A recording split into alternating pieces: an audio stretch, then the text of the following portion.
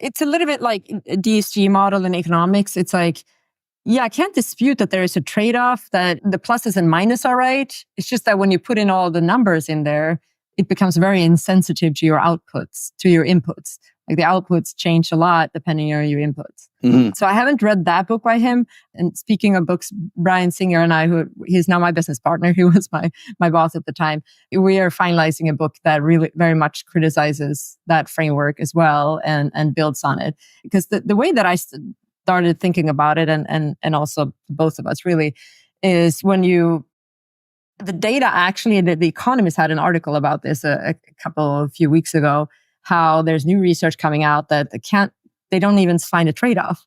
It's not even like positive, and now people get confused. So one, are we measuring risk wrong, or is it the whole framework wrong?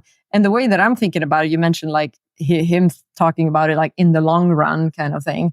Really, a lot of investments boils down to your time horizon. If you're having a long time horizon and you want to be kind of a passive investor, meaning I just go along with the market, it could be risky, but I try to have as broad a portfolio as possible. And if others go down, if I go down, others are going down too. A little bit that mentality. The world is not only public markets, so you would have private in there. And the illiquidity premium, if you are planning to hold something for many decades, is not an illiquidity premium at all in that case. If you want to have a shorter time horizon, it becomes very different. There's a lot of trade. You can be a day trader, and you can do momentum strategy even that is not in any way connected to fundamental values.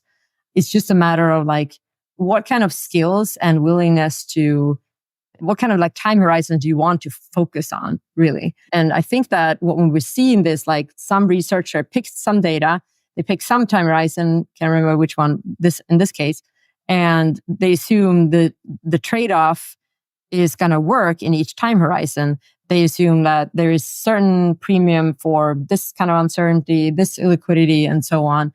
And it turns out it doesn't work. Well, it might be because the time horizon that you're thinking about, the risks that you're considering don't actually matter that much. But there are other risks maybe that are going to matter much more. And that, I think, is actually, what time horizon people wants to have is actually much more a determinant factor than the old kind of risk reward framework. Markowitz is kind of, it's illustrative. It makes you think about a lot of things. I think it's really useful and illuminating. But it doesn't get you that far when you try to think about how things actually work. Yeah, for me, all of that, mathematical economics stuff, it's fascinating, and to me, it's good. Like it's very rigorous and precise, so you can really isolate the implications of certain assumptions.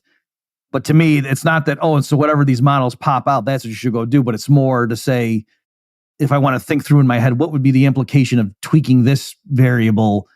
It's like a wind tunnel chamber to test, or a simulation to test that out. But you're right. There's so many different moving parts in the real world that, that I would never just assume that, we've got all the important variables under consideration. It's just more to run through the implications to make sure you're thinking of something in a consistent fashion. To me, to give an example, for you, Lotta, but the listeners too, of relying on Spitznagel's framework, what I had done, because in the Bitcoin world, there's a lot of people, I'm sure you've seen a lot of that, they say, just hodl, just keep holding. And if it goes way up and you're tempted to take profits, no, that shows you're emotional. No, you got to just hang on, just do nothing but buy and hold forever. And I actually went, and so in Spitznagel's framework, that's too risky because it's a very volatile asset. And no, you should hedge somewhat. And so one might think, you've given like a Markowitz time frame, you might think, hedging like reduces the range of what's going to happen. And so yes, it makes my lows higher, but it makes my highs lower. And so it's safer. But for the true, believer in Bitcoin, you should just go all in. And I showed that if you use the historical data, like I think I head back to 2010 and just looked at the annual returns. And so for some years, it's crazy. It's like 6,000%, whatever, and crazy growth in Bitcoin. But some years it goes down a lot.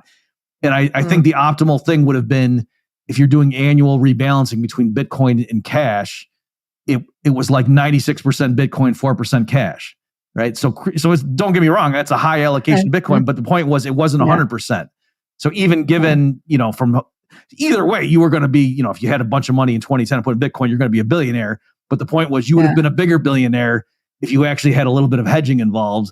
So the point being there, it wasn't a trade-off. It wasn't that, if you have a little bit of hedging and when it goes way up in a year, you put some in cash, you do some, profit taking, and therefore you sleep better at night. It's also, this is how you have more Satoshis under your belt 20 years from now. So there wasn't a trade-off, in that sense between being safer or less risky and maximizing the growth of your portfolio. So that's the kind of thing. I don't know if you want to say anything about that, but I'm just trying to be specific and not just speak in generality so people understand. I realized that when I was thinking about Spitznagel's framework, no, there really is something here. And you're so used to if you're coming out of that other framework, it's so hard to break out of that. Yeah, first of all, hedging, you can do this in different ways, but if you think about it like an option, an option means that you can basically cut your losses, but at a price so that whatever the gains are going to be slightly lower. And that's, one way of thinking what you're saying. I think if somebody hear that you're going to cut off the tops and the bottoms, they might also think about what we would call a collar, but that's not like a normal world. But basically that you're buying an option on the downside, also selling it on the upside, meaning if it goes up, then you're not going to get any more of that.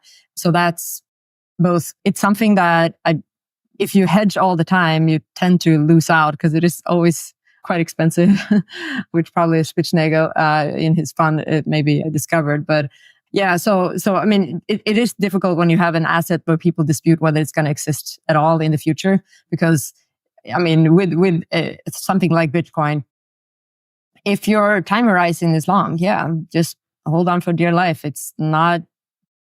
It can be absolutely the right strategy, and it's whenever one says buy the dips, a dip is always a backward-looking phenomenon. You never know, you're in a dip. You often think that you're in a dip, and you buy the dip, and you're like, I was not in a dip.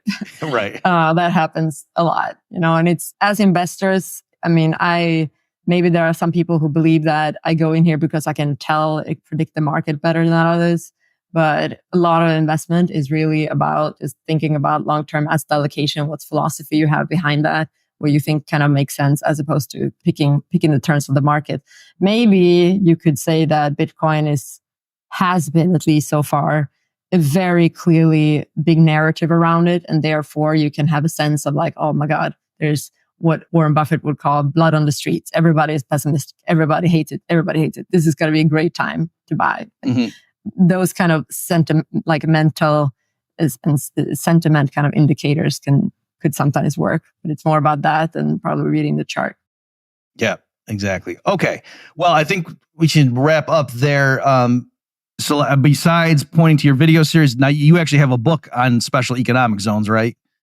Yes. Yeah. Okay. So we can point people to that. Is there anything else I missed? The Bastiat Society, is there a link I can include for anyone in the Fort Lauderdale area? We'll include the link at if you can, at the show notes here. That's Fort Lauderdale monthly. We're meeting monthly for that. So welcome any good people from academia or industry. It's very much a project by the American Institute for Economic Research. They host that. My book is The Political Economy of Special Economic Zones. It's the only book in my name that you'll find on Amazon. So it's pretty easy to find. We're hoping to soon launch our book on asset allocation. We've been working on this for a long time, Brian and I. So hoping that we get a good following around that and that can provoke some good conversations. Okay. And the name of your show, your video series, is the Financial Thought Exchange? Yes. Okay. So that's the video series that is hosted by the CFA Institute's Research Foundation. The CFA Institute, for anyone in finance, would have heard about it probably. It's the biggest organization in finance. There is a certification that people have, which is called a Chartered Financial Analyst certification. So a lot of people going into just do that. And then there's a lot of things around that, a big community. It's an international organization. And then Research Foundation is closely affiliated with that. It's been since its birth, but it was born out of donations to pursue independent research and be a very independent organization. There's nothing like it out there. Any other finance research would be there's a lot of academic research that is great And there is also great research that comes out of a lot of companies. But those companies, they'll always, have their specific agenda, or we want to write about this because, it's something that you want to be popular about, or a topic that you want to sell, or something like that. So it's a volunteer effort, and we're all doing our best to make it a great organization. We have a small board, but of some really great high level people. Okay, great. Yeah.